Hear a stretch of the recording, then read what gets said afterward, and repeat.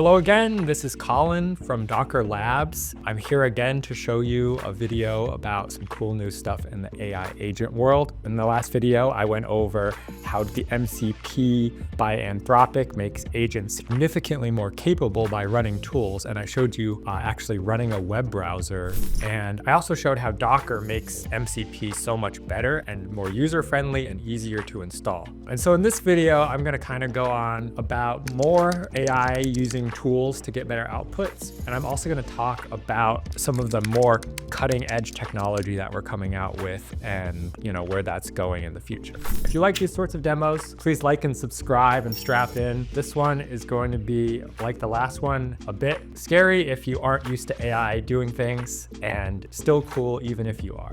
So thank you, and let's go. So here I'm looking at some of the MCP servers that have popped up after Anthropic released this. It's been new for this year, and already we have huge amounts of MCP servers coming out. And so as I scroll through these, you can imagine how you might have a lot of MCP servers installed. One of the things that happens when you have a lot of MCP servers installed, if you're used to sending LLMs tools, you're gonna find that LLMs can easily get overwhelmed when you give them way too many tools for the job. What we're starting to see is you need to basically connect your MCP to multiple different tools. And so that's kind of where we have this thing called mcp.run that came out. This basically lets you install and consume MCP servers more elegantly. It's kind of like an MCP server marketplace. And we also have goose.ai, which is basically a way of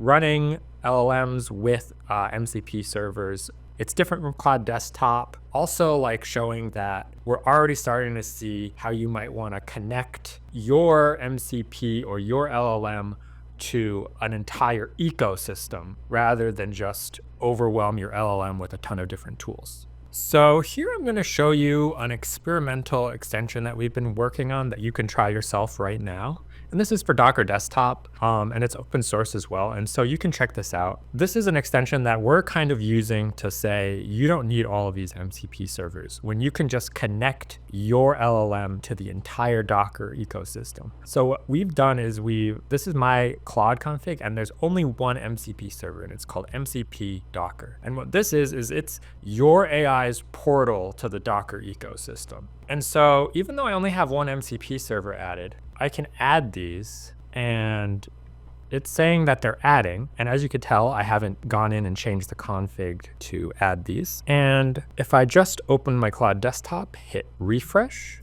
and now you can see we have new MCP servers available. And down here, you can see we have new prompts available.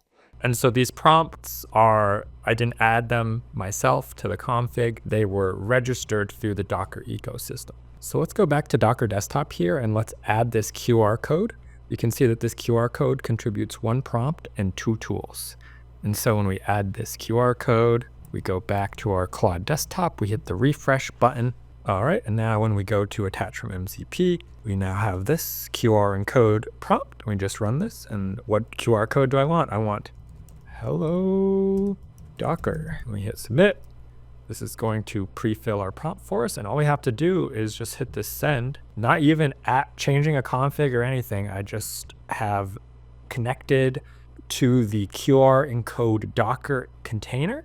It's automatically starting this in the background with Docker, and it's given me a QR code. And if I look at this QR code should scan to hello Docker. All of this without me actually manually configuring it. So I just quickly wanted to show you what even are these prompts and how do I make my own. So really quickly, all you have to do is click on one of these prompts. It'll pop open the prompt in GitHub. These are open source prompts, and you can see all it needs is the QR encode tool, which we've already dockerized. All you need to do is give it markdown, and all of this will just attach itself as an MCP server. And so these markdown prompts are all you need to connect your LLM to dockerized tools. And when you do that, not only do you make your LLM more useful, you make it so that anyone can use it with Docker. You also make it so that you can register it by going to prompts catalog.yaml,